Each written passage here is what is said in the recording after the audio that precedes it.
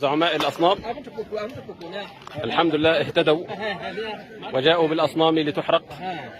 كل حمل صنمه وجاء به.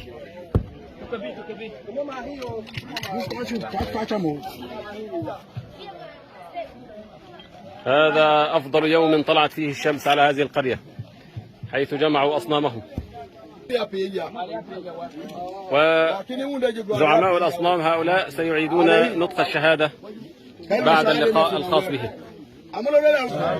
أشهد أن لا إله إلا الله وأشهد أن محمدا رسول الله.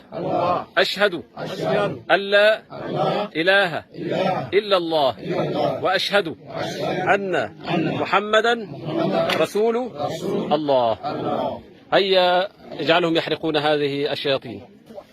الله أكبر، الله أكبر. قل جاء الحق وزهق الباطل إن الباطل كان زهوقا.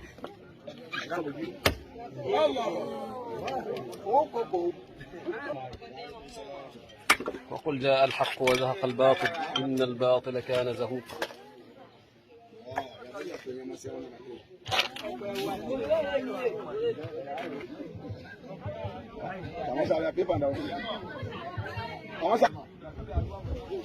الله أكبر.